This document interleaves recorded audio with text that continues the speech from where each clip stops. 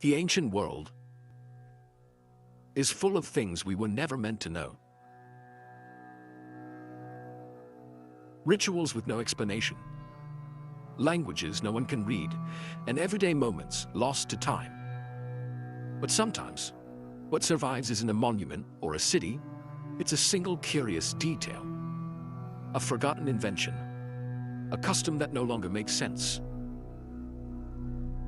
Tonight we're exploring some of those fragments, real pieces of ancient history, some famous, many overlooked. The kind of facts that don't always make the textbooks, but quietly change the way we see the past. So whether you're working in the background, winding down after a long day, or just looking for something calm to keep you company, we're glad you're here. You don't need to catch every detail. Just let the facts and stories flow however they find you. And as always with our videos, the visuals are simply here for a bit of context. You don't need to watch to enjoy the journey. So, grab a snack, get comfortable, and settle in. Let the noise of the outside world fade for a while. And let's begin. What if I told you that writing, the foundation of civilization, of literature, of everything we know, might have started because of beer, not poetry, not philosophy, not even religion, just beer. The ancient Sumerians, living over 5,000 years ago in what's now southern Iraq, were the first people in the world to invent a written language. And while that might sound grand and ceremonial, the truth is a bit more grounded. The earliest examples of their writing, called cuneiform, weren't epic tales or spiritual texts.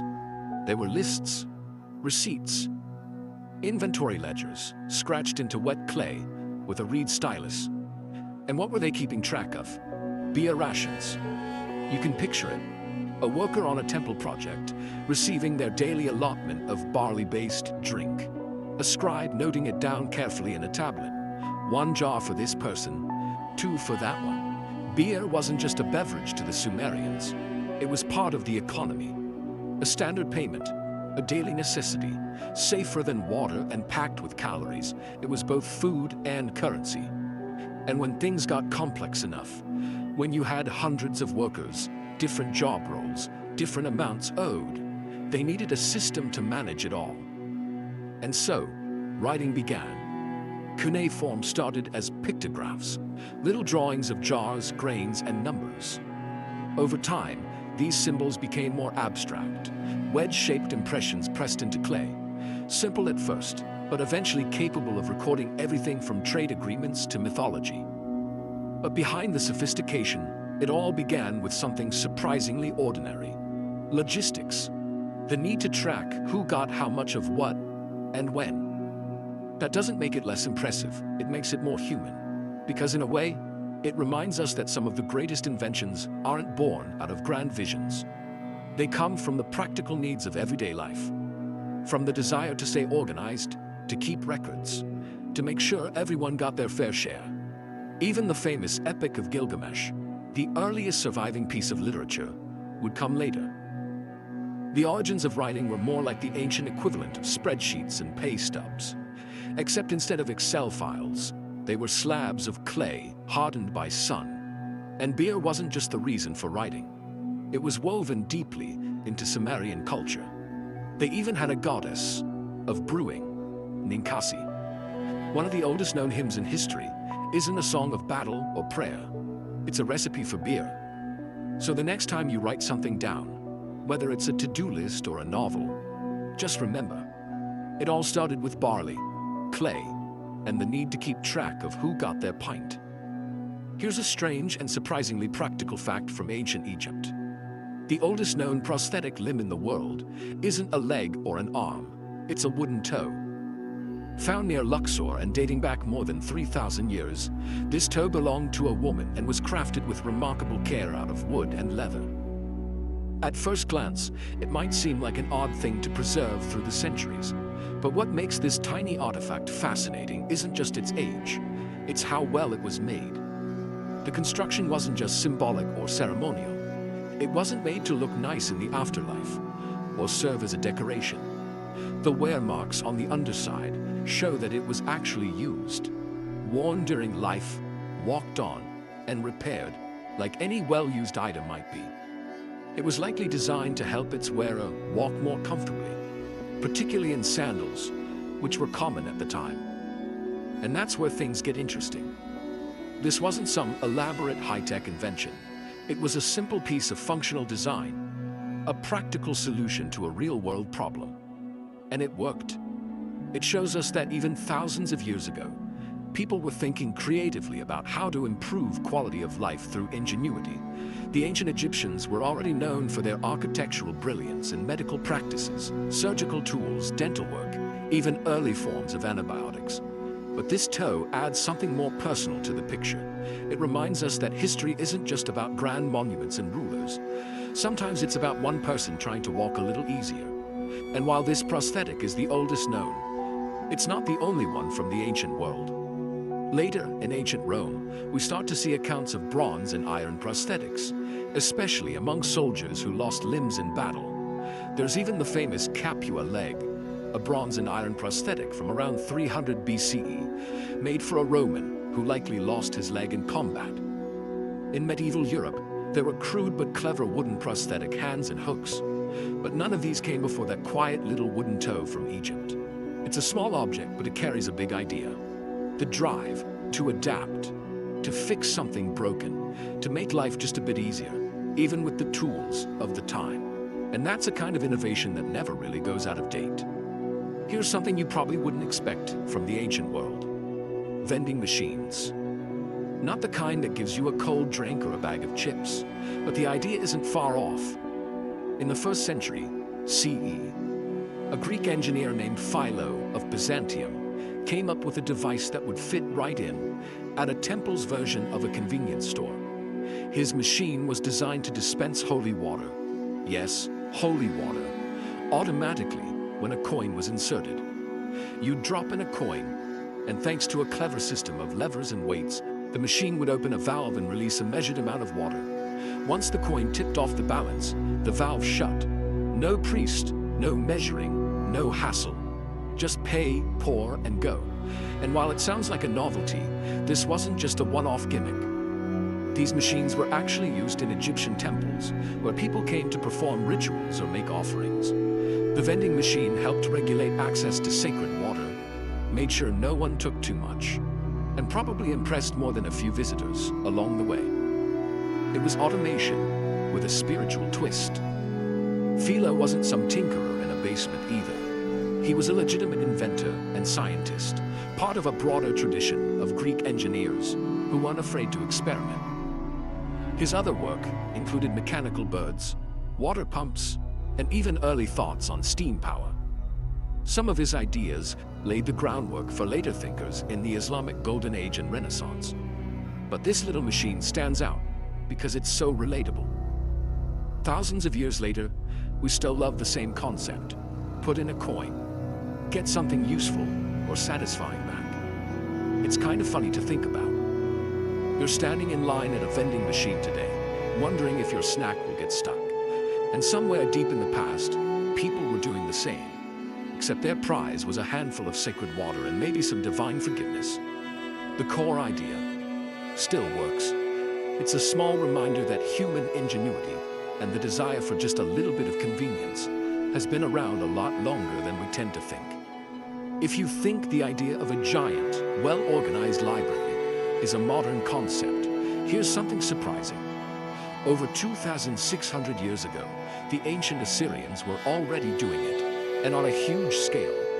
The library of Ashurbanipal, built in the 7th century BCE in the city of Nineveh, modern-day Iraq, wasn't just a collection of scrolls or a few scattered tablets.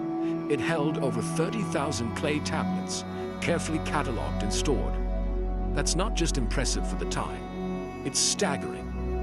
These weren't just government records either. They included epic poems, legal documents, religious texts, medical instructions, astronomical charts, and even letters and administrative memos. Ashurbanipal, the Assyrian king who founded it, wasn't just a ruler with a taste for conquest. He was also a scholar, deeply interested in preserving knowledge. And he didn't leave things to chance. He ordered scribes to collect texts from across Mesopotamia and beyond, even sending officials to foreign cities just to copy important works. Think of it as one of the first major efforts at cultural preservation. The most famous piece in the library, the Epic of Gilgamesh, one of the oldest known pieces of literature in the world, was found among these tablets, written in cuneiform, the wedge-shaped script of the time. What's even more interesting is that these tablets were fired in kilns or hardened by fire during the destruction of Nineveh, which ironically helped preserve them. If the city hadn't been burned during its fall, much of the collection might not have survived at all. But because of that chaos, we now have insight into what people were reading, studying, and passing down over 2 millennia ago. The library even had a sort of early Dewey Decimal System. Some tablets had marks or labels to help organize them. And get this, some were marked with warnings not to remove them. So yes, overdue tablet policies might be older than we thought. Ashurbanipal's library was a product of empire and ambition, but at its core, it was also about memory, about trying to hold on to knowledge in a world where so much could be lost to war, fire, or time. Today, many of those tablets are housed in museums, studied by scholars who are still translating them line by line. And every so often, one reveals something new, a forgotten name, a remedy for an ancient illness, a myth once told by firelight. All from a king who wanted his people, and maybe the future, to remember what they knew. Let's head to Japan for something a little unexpected. Massive ancient burial mounds shaped like keyholes. They're known as kofun, and they date back to the 3rd to 7th century CE, during what's now called the Kofun period. These weren't ordinary graves. They were elite tombs for emperors, nobles, and powerful clan leaders. Some are absolutely enormous, stretching over 400 meters long. From the sky, they look exactly like old keyholes, a circular mound at one end connected to a rectangular platform. And inside, these tombs were filled with treasures, bronze mirrors, weapons, armor, ornaments, and most intriguingly, haniwa, clay figures placed around the tomb, shaped like animals, warriors, dancers, and even houses. We don't know exactly what the haniwa were for. Maybe guardians, maybe ceremonial, but they show a deeply symbolic approach to death and remembrance. These tombs weren't just burial sites, they were statements. The size of the kofun often reflected the power of the person inside, and building one took thousands of workers and meticulous planning. The era itself marked a shift in early Japanese society, from smaller clans to a more centralized power structure. And even today, some of these sites remain untouched. The largest, the Daisen Kofun in Osaka, is believed to be the tomb of Emperor Nintoku, and it's so massive that it rivals the Egyptian pyramids in scale. But here's the twist. Because it's classified as an imperial tomb, it's largely off-limits. Archaeologists can't fully excavate it. That means much of what we know about the Kofun period comes from the edges, from smaller tombs and scattered artifacts. It's like trying to piece together a history book with half the pages missing. But still, what's left tells us a lot. It tells us of a time when leaders wanted to leave their mark on the land, not through writing or monuments, but through enormous, carefully designed tombs that still shape the terrain today. Modern concrete doesn't always live up to its promise. Roads crack within a few seasons, seawalls crumble, bridges need constant maintenance. Even brand new buildings start to show wear faster than they should. But Roman concrete, it's held out for over 2,000 years, especially in the places you'd expect it to fail first, in seawater. All across the ancient Mediterranean, structures built by the Romans still stand in the surf, with waves crashing against them every day. Harbors, breakwaters, piers. They're weathered, yes, but intact. So how did they manage that? The answer comes down to their unique recipe. Roman engineers used a blend of volcanic ash, lime, and seawater to create a kind of self-healing concrete. The volcanic ash wasn't just filler, it triggered a chemical reaction when exposed to salt water. forming new minerals inside the concrete over time. One of these minerals, called aluminous tobermarite, acts like nature's glue. Instead of wearing down, the concrete actually grew stronger the longer it sat in the water. That's the real twist. Roman marine concrete didn't decay. It evolved. What makes this even more impressive is that they likely figured it out by trial and observation, not by fully understanding the chemistry. The ash came from places like Mount Vesuvius and the Bay of Naples, regions with a lot of geological activity and a lot of experimentation in early construction. The Romans saw what lasted and leaned into it. They used this material in some of the most crucial infrastructure of their empire. Ports, aqueducts, baths, and buildings meant to stand for generations. And in many cases, they did. Modern scientists have spent years trying to reverse engineer this ancient mix to improve our own materials, especially for marine construction. Some researchers even argue that Roman concrete might help us build better structures on the Moon or Mars, where traditional cement won't work. It's a rare case where ancient technology could leap ahead of our own. So, next time you walk past a crumbling sidewalk or a pothole that keeps coming back, remember, there's a recipe from 2,000 years ago that might still be better than the one we're using today. All it took was a little ash, a lot of patience, and a civilization that knew how to build things to last. Here's something you probably didn't learn in school about the Great Pyramid of Giza. It once had a door. Not just any door, though. A swiveling slab of stone so precisely balanced that it could be opened from the inside with a gentle push. That might sound like a minor architectural detail, but think about it. We're talking about a multi-ton limestone block, perfectly cut, perfectly fitted, and yet engineered in such a way that a single person inside the pyramid could nudge it open. No hinges, no pulleys, no obvious handles. From the outside, the door blended seamlessly into the pyramid's casing stones, making it nearly invisible. Early explorers reportedly walked past it without ever realizing it was there. And this wasn't a one-off design quirk. The second pyramid at Giza, built for Khafra, is also said to have had a similar feature, which begs the question, how? How did the ancient Egyptians, over 4,000 years ago, pull off such a mechanical feat using tools made of copper and stone? Theory suggests that the door pivoted on a socket carved into the floor and ceiling, allowing it to rotate vertically, like a hidden trapdoor. It's the kind of clever, precise engineering we don't usually associate with the ancient world. But maybe we should. The Great Pyramid wasn't just a monument. It was a masterclass in design. Every block was placed with intent. The internal chambers, ventilation shafts, and passageways weren't afterthoughts. They were part of a system. And in that context, a secret door that vanished into the wall wasn't just practical. It was part of the mystery.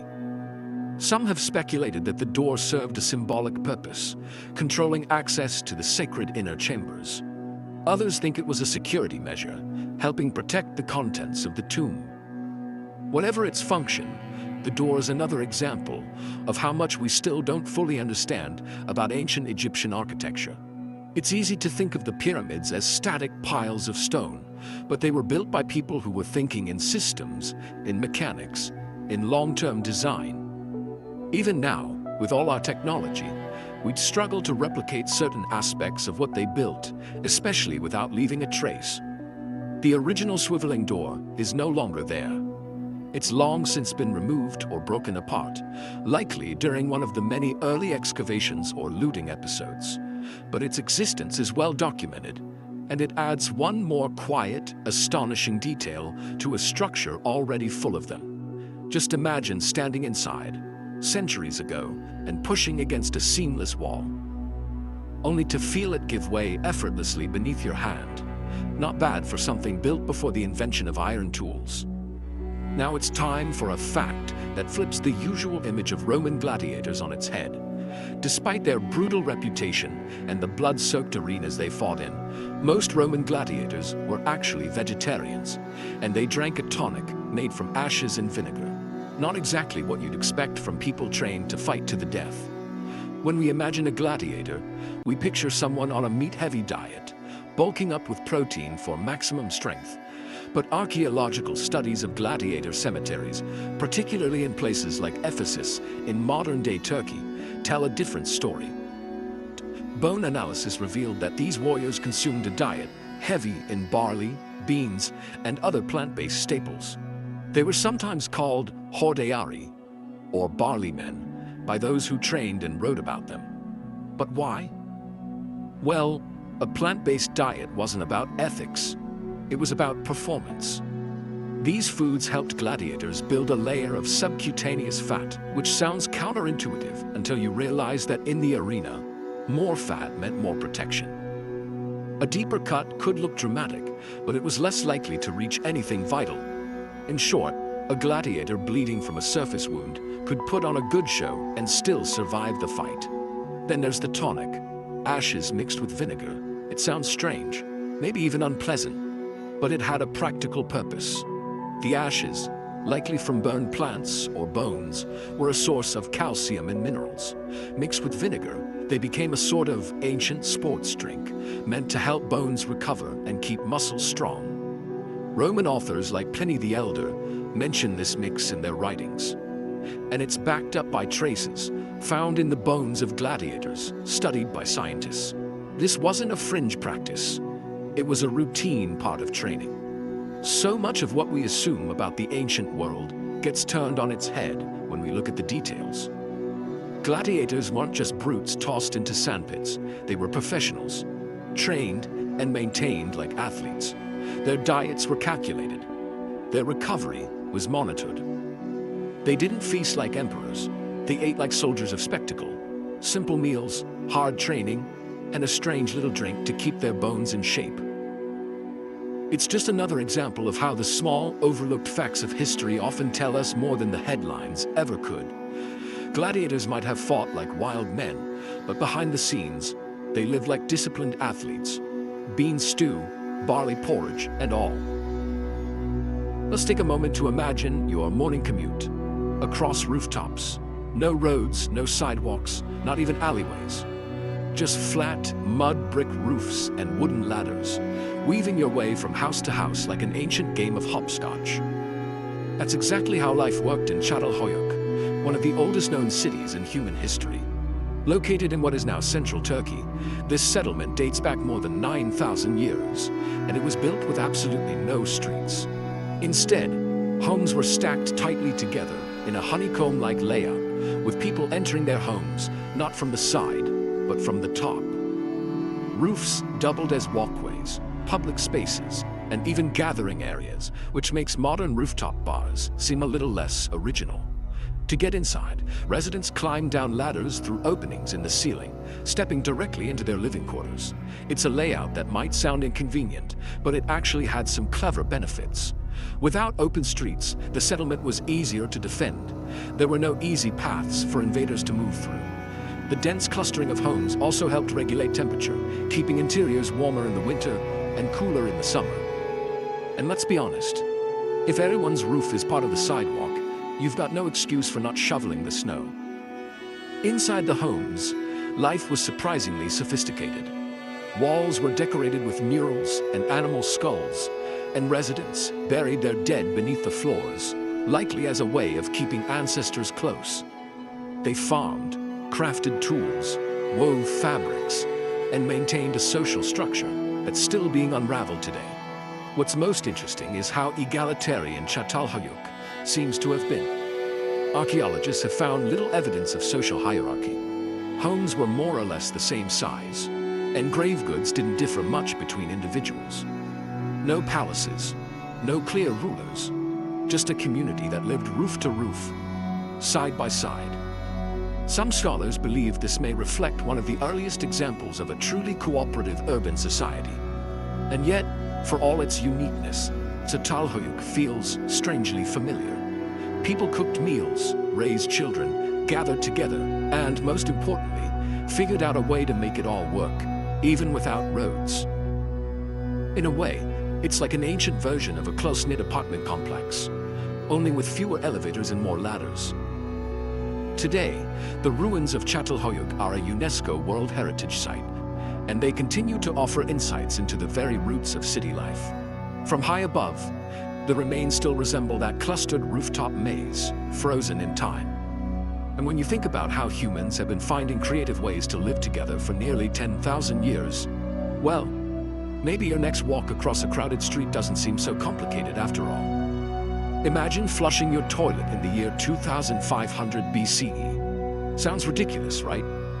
But if you lived in the Indus Valley civilization, say, in one of its great cities, like Mohenjo-daro or Harappa, that's more or less what you were doing.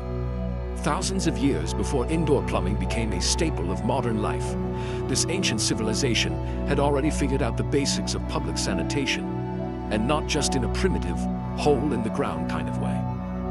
We're talking about well-laid brick drains running along streets, private toilets in individual homes, and even soak pits to filter wastewater. The cities were planned with such precision that some archaeologists have called them the Manhattans of the Bronze Age. Homes were often built with their own bathrooms, connected to a city-wide drainage system, and large public wells provided fresh water to neighborhoods. Some buildings even had early versions of showers. Just pour water over yourself with a jug and let it run down into a covered drain. Honestly, you could argue that parts of the Indus Valley were more hygienic than many 19th century European cities, where raw sewage still flowed in open gutters and outbreaks of cholera were an unfortunate routine. The streets in Mohenjo-daro were laid out in a grid, houses had ventilation systems, and trash was kept outside in designated areas. It wasn't just advanced, it was thoughtful. People weren't simply surviving, they were designing spaces to live comfortably and cleanly. And the most incredible part, we still don't fully understand how they organized it all. The Indus script remains undeciphered, so there's no Rosetta Stone to tell us who planned these cities or how they governed them. No big palaces, no flashy tombs, just practical, efficient, urban design that quietly got the job done. It's one of those historical reminders that advanced thinking doesn't always come with fanfare. Sometimes it's found in brickwork and water flow. And for anyone who's ever cursed a blocked sink or a questionable public restroom, the Indus Valley offers a comforting thought. People have been trying to make modern life more livable for thousands of years.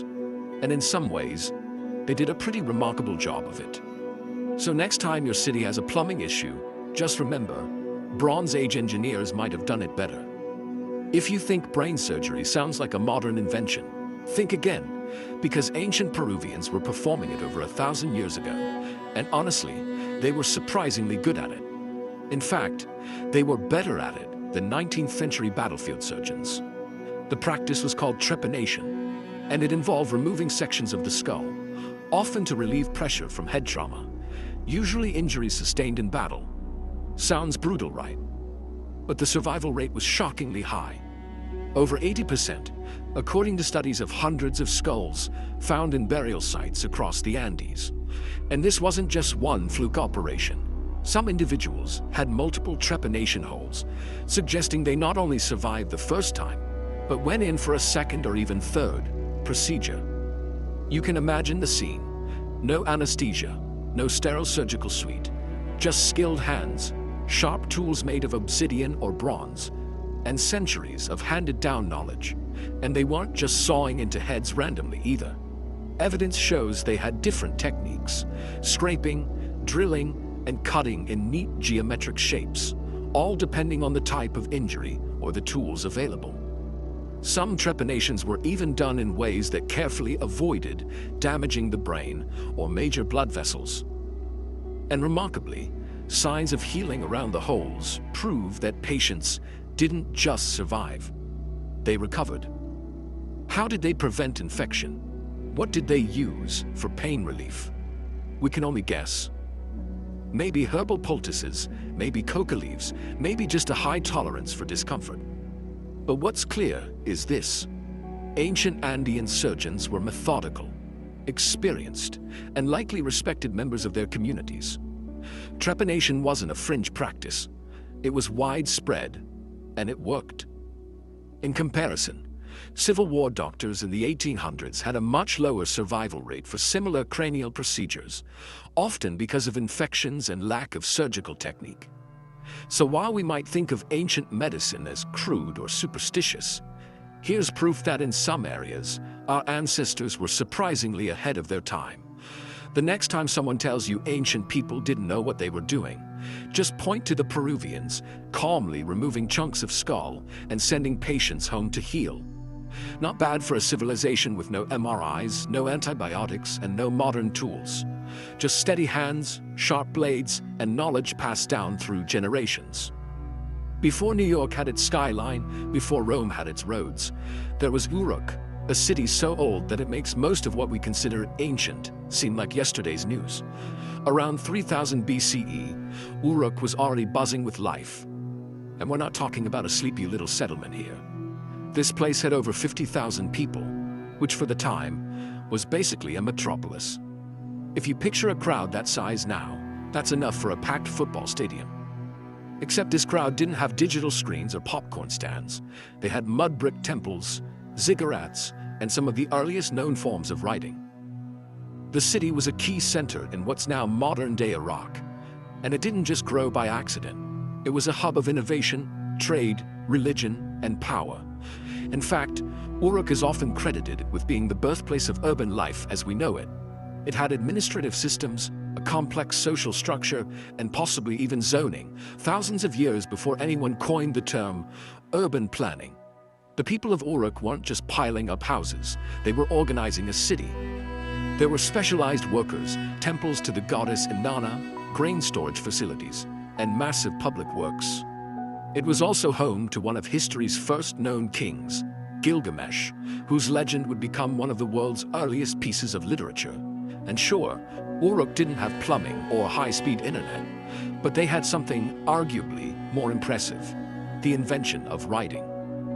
Cuneiform tablets found in Uruk show early accounting records, trade lists, and even recipes. Because of course, even in ancient times, someone had to keep track of the barley. The city's size and structure suggest a population that wasn't just surviving, it was thriving. People came from surrounding regions to trade goods, worship at the temples, and probably complain about the crowds. And if you're wondering how a city like that functioned without cars or modern logistics, well, they used canals, footpaths, and a whole lot of clever management. Uruk set the blueprint for what a city could be. It was dense, it was organized, and it had enough going on to attract tens of thousands of people to live, work, and worship within its walls. And that's not just impressive for 5,000 years ago, that's impressive, period. So next time someone says modern life is overwhelming, just remember, ancient Mesopotamians were dealing with traffic jams of carts and goats before most of us even figured out farming. Ever think your last medical bill was a bit harsh?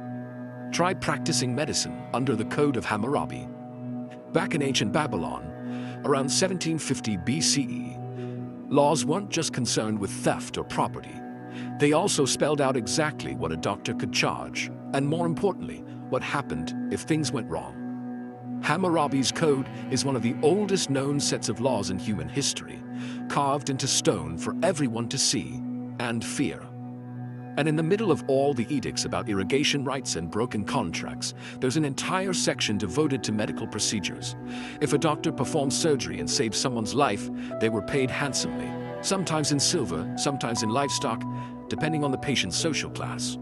But if a doctor made a mistake, if they caused harm instead of healing, the punishment could be, well, a bit more permanent.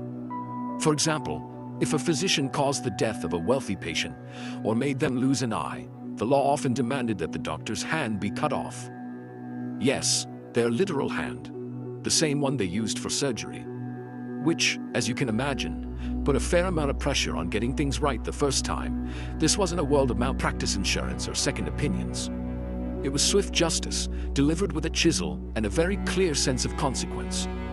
On the one hand, it shows how seriously medicine was taken. Healing wasn't a side gig, it was a respected profession, and those who practiced it were held to high standards. On the other, it reveals just how differently accountability was enforced. Mistakes didn't end in a lawsuit, they ended in amputation. Still, the inclusion of these laws says something pretty remarkable about Babylonian society. It had structure, it had bureaucracy, and it had an understanding that skilled labor, like surgery, was valuable enough to protect and risky enough to regulate. The fact that they had billing codes and fee tiers thousands of years ago is both oddly relatable and a little terrifying. And it wasn't just surgery either. There were laws about midwives, veterinarians, and even barbers.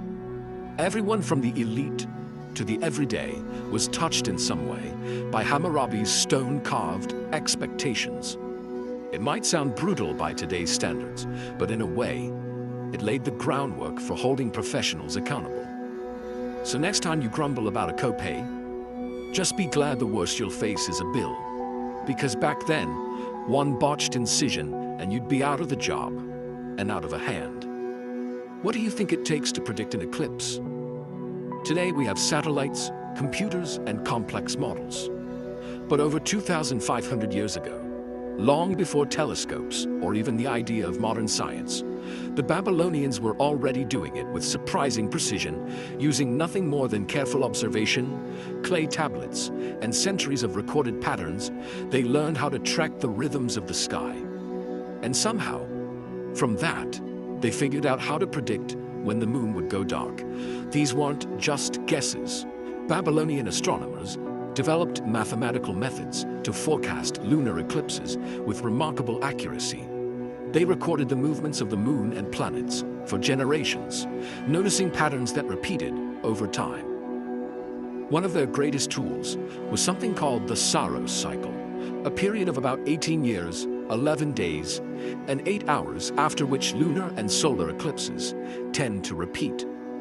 They didn't invent the Saros cycle, but they figured it out, and they used it, not just to predict that an eclipse might happen sometime, but to narrow down the date, time, and even part of the sky.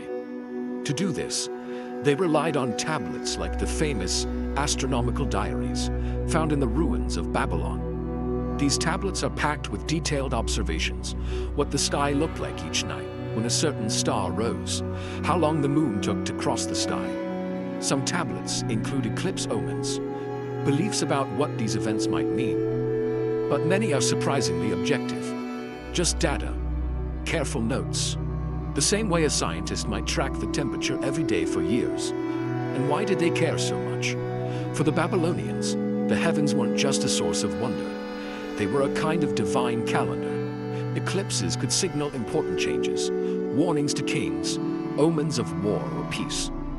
But before they could interpret them, they had to understand them.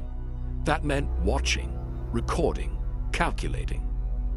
Generation after generation of scribes copying down what they saw, slowly building a system that could look forward as well as back. What's even more remarkable is that they did all of this with no concept of gravity, no understanding of orbital mechanics, just the sky above them and the clay beneath their hands. And yet, their predictions were good enough that later cultures, including the Greeks, built on their methods. It's a quiet reminder of how much patience and curiosity can achieve. No supercomputers, no telescopes, just a deep love of the sky, passed down in writing, in numbers, in stories written in stars. And now for a story where philosophy, math, and beans collide. Most people remember Pythagoras from high school geometry, the right-angled triangle guy. The one behind that famous theorem about a squared plus b squared equals c squared. But what your math teacher probably didn't mention is that Pythagoras also founded a secretive, semi-religious philosophical commune in southern Italy, and that one of its core beliefs was to avoid eating beans. Yes, beans. Lentils, fava, black, chickpeas, you name it, they were off limits. Why? According to some ancient sources, the Pythagoreans believed that beans contained souls, that they were somehow tied to the transmigration of human spirits. Eating one, then, wasn't just a dietary choice. It was a moral and metaphysical error. You might be eating someone. Other accounts suggest beans were thought to interfere with spiritual clarity, or even symbolize death and decay. There's even a theory that the Pythagorean taboo was based on the way beans ferment and bloat, which they may have seen as unnatural or impure. Whatever the exact reason, It was serious business. So serious that Pythagoras himself is said to have died because of it. According to legend, he was fleeing from an angry mob when he came upon a field of beans. Instead of running through it, he stopped. He refused to enter the field and was ultimately caught and killed. It's a dramatic story, and maybe a bit apocryphal, but it tells you just how committed he was to this oddly specific rule. But the bean ban wasn't the only quirk of his community. Pythagoreans lived communally, followed strict rules about silence, purity, and even how to get out of bed. They believed that numbers weren't just useful, they were sacred, that the entire universe could be explained through mathematical harmony, music, motion, astronomy. It was all numbers, all divine. They weren't just solving equations, they were uncovering cosmic truths. Still, for all their serious thinking, it's the beans that get remembered. And maybe that's fair. It's a good reminder that even the most brilliant minds can have some unexpected quirks. A man who shaped mathematics and influenced generations of philosophers also shaped his diet around a fear of legumes. Strange? Absolutely. But that's what makes it fascinating. The ancient world wasn't all monumental temples and heroic myths. It was full of odd little details like this. So next time you're scooping hummus or picking out beans from a salad, just remember, Pythagoras would not have approved. Ever wondered why purple was once called the color of royalty? The answer isn't just tradition, it's sea snails. Specifically, a tiny marine creature known as the Murex, which the Phoenicians somehow decided to squeeze in large numbers to extract a few precious drops of deep, rich dye. We're talking ancient biochemistry meets high fashion. The Phoenicians, master traders and seafarers based in what's now Lebanon, figured out that the Murex secreted a substance that, after a complicated process of exposure to sunlight and air, turned a deep purple. But here's the catch. It took thousands of these snails just to produce enough dye for a single garment. Thousands. And the smell? Reportedly awful. Ancient dye workshops were said to reek so badly, they had to be set up outside the city. But despite the stench, the result was worth it. This purple, often called Tyrian purple after the Phoenician city of Tyre, didn't fade easily. In fact, it seemed to get deeper and richer over time. And because it was so hard to produce, it became one of the most valuable substances in the ancient world. Emperors, priests, and elites wore it not just for style, but as a statement. I can afford this.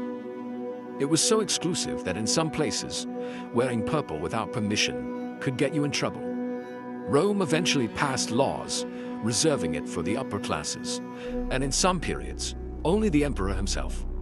What's fascinating is that this wasn't some industrial dye factory. This was manual labor, open-air chemistry, and ancient trial and error. The Phoenicians didn't just discover a rare color.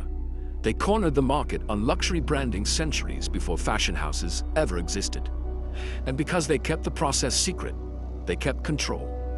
The exact technique for producing Tyrian purple wasn't fully understood for centuries, long after the Phoenicians themselves had faded into history. But traces remain in ancient texts, stained fragments of fabric, and the word itself. Our modern word Phoenician is linked to the Greek word phoenix, meaning red-purple. Even purple, as a status symbol, owes its staying power to their smelly, snail-squeezing success.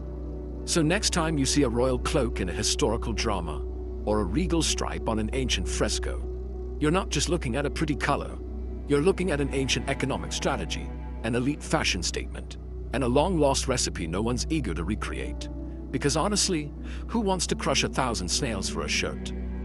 But the fact remains, the Phoenicians turned sea slime into status, and in doing so, gave the world a color that still carries weight today. Even in ancient Mesopotamia, bad service didn't go unnoticed. Long before Yelp reviews or angry tweets, there was a Babylonian man named Nani, and around 1800 BCE, he left behind what's now considered the world's first written customer complaint. It's carved into a clay tablet in cuneiform script, and it was addressed to a copper merchant named Nasir. The message: sharp, director. And honestly, Pretty relatable. Nani had sent his servant with silver to purchase copper ingots, but what he got in return was subpar merchandise, and, according to Nani, some serious attitude from the merchant. So, Nani didn't just let it go. He took the time to document his frustration in a letter that's now survived for over 3,800 years. That's some serious staying power for a bad review. In his complaint, Nani accuses Eanasir of delivering inferior copper and mistreating his messenger. He even demands that Eanasir refund his silver and return the proper goods. Clearly, customer expectations were already well developed. What makes this tablet even better is that it's not a one-off. Archaeologists discovered a whole archive of clay tablets in Anasir's house, and some of them suggest this might not have been his first complaint. It's entirely possible Anasir was ancient Babylon's equivalent of a one-star seller. But what's so fascinating is how modern the whole interaction feels. Nani's tone is basically, "I'm not angry, I'm just disappointed." He expected professionalism, got rudeness, and wanted his money back. Swap the clay tablet for an email or a customer service chat box, and the story wouldn't feel out of place today.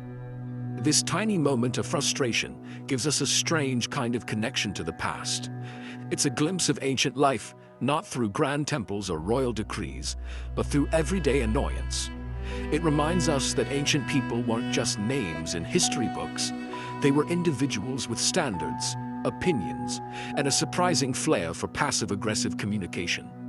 It also shows how important trade was to the Babylonian economy. Copper was essential, and the exchange of goods was taken seriously enough that people literally documented poor experiences in stone.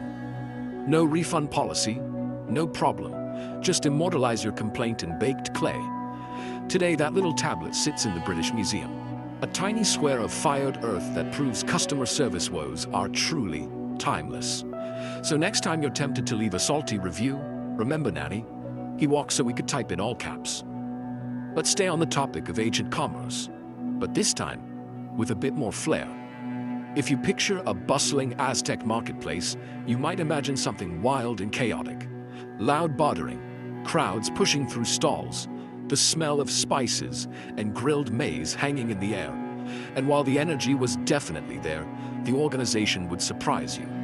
When Spanish conquistadors first arrived in Tenochtitlan in the early 1500s, they were stunned not just by the size of the city, but by how orderly its markets were. In fact, they compared the whole operation to something strikingly modern, a stock exchange. That's right, Hernan Cortés and his men likened the central market of Tlatelolco, the twin city to Tenochtitlan, to the trading floors of Europe. Every item had its place. Merchants were grouped by the goods they sold. Produce in one area, textiles in another, tools and ceramics somewhere else. There were appointed market inspectors, judges to settle disputes, and officials to ensure fair trade. Prices were negotiated, but within reason, and most transactions didn't even use coins. Instead, cacao beans and cotton cloth served as currency. And while you might smirk at the idea of paying for something with a handful of chocolate beans, it worked. The system was efficient, well-maintained, and deeply woven into the social fabric. On peak days, it's estimated that up to 60,000 people pass through the market. That's more than the population of some modern towns, all coming together to trade everything from chili peppers to gold jewelry.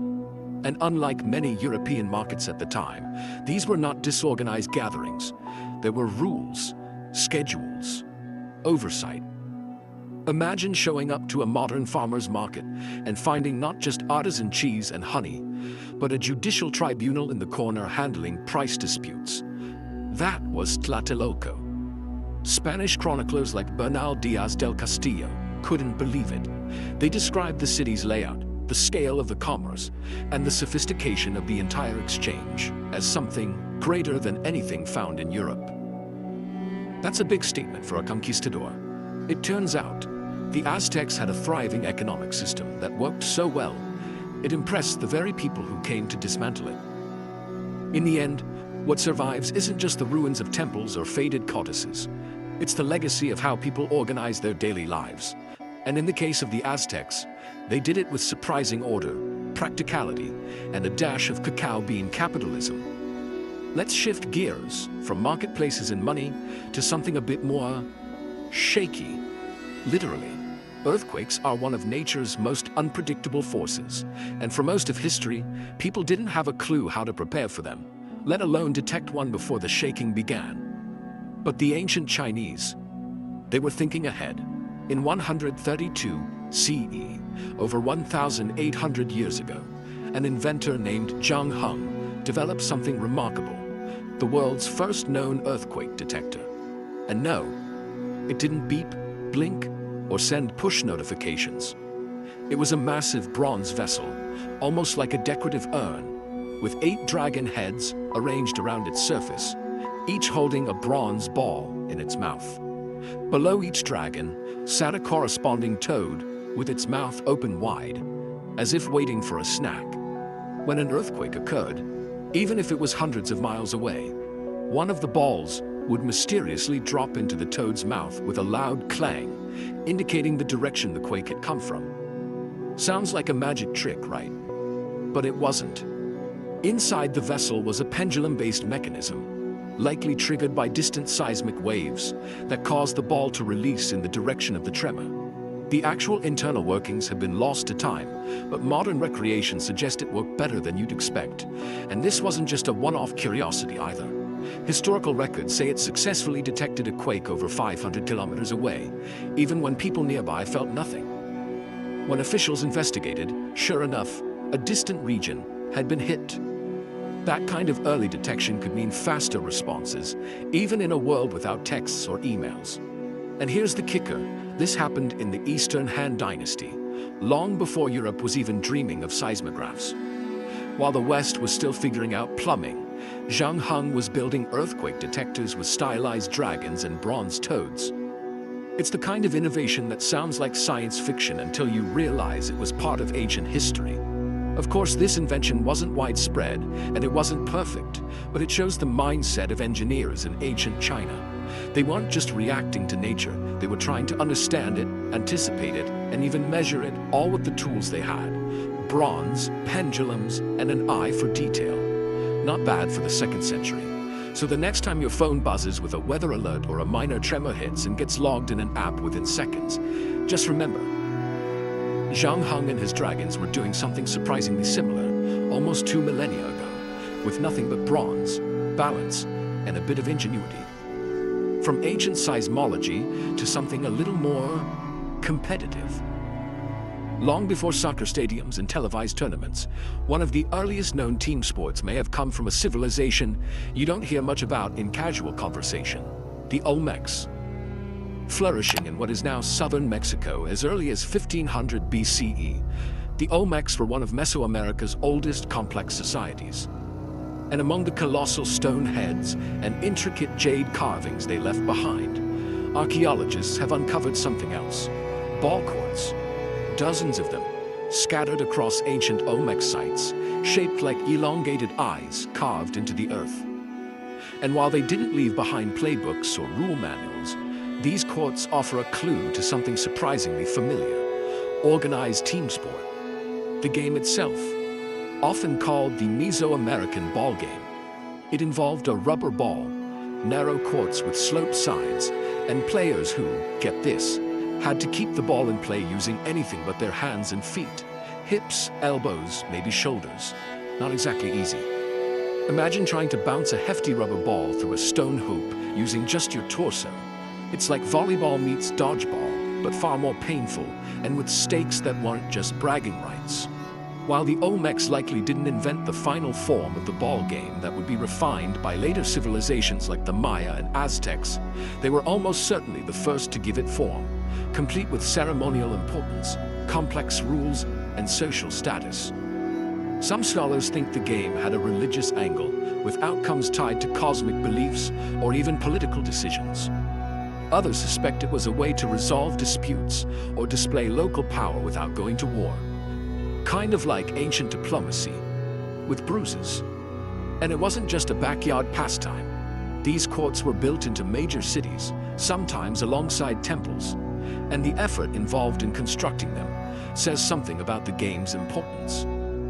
We may never know the exact rules, But the remnants suggest spectators gathered, bets were made, and rivalries ran deep. If you've ever yelled at a referee or celebrated a last-second win, you're closer to the Olmecs than you think. The idea of playing for pride, glory, or divine favor, that's been bouncing around a lot longer than you might expect. So next time you're watching a big game, imagine it on a sun-baked court surrounded by stone sculptures, under the eye of gods and kings. The players wore padding, the ball was heavy, and there were no timeouts. It wasn't just a sport, it was ceremony, spectacle, and maybe even a little survival. All thanks to the Olmecs, who may have given humanity its first real taste of team competition. Let's move from ancient sports to something a little more heated, literally. Ever wondered who put out fires in ancient Rome? You might think it was some brave civic service, racing to the scene with buckets in hand. But in reality, firefighting in the Roman Empire wasn't always heroic. It was a business. That's right. If your house caught fire in certain periods of Roman history, you didn't automatically get help. You got an offer. Ancient Roman fire brigades were often privately owned and operated, especially during the earlier days of the empire, and their services came with a catch: payment up front. Picture this. Your wooden insula apartment building is going up in flames, smoke is pouring into the sky, and then a group of burly men with axes and water buckets shows up. But instead of rushing in, they pause, and their boss steps forward to negotiate. Want us to save your home? Let's talk price. And if you couldn't pay, well, they might just stand back and wait for the fire to burn itself out. One of the most infamous figures associated with this setup was Marcus Licinius Crassus, a Roman general and the wealthiest man in Rome. Crassus allegedly ran his own fire brigade and used it as a twisted investment strategy. He'd show up to burning properties, offer to buy them at rock-bottom prices, and only then would his men put out the fire, after the paperwork was signed. Talk about aggressive real estate tactics.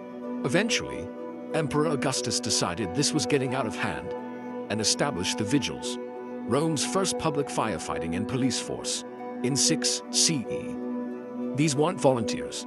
They were full-time, government-backed firefighters equipped with hooks, axes, water pumps, and even a kind of ancient fire extinguisher made from vinegar and cloth.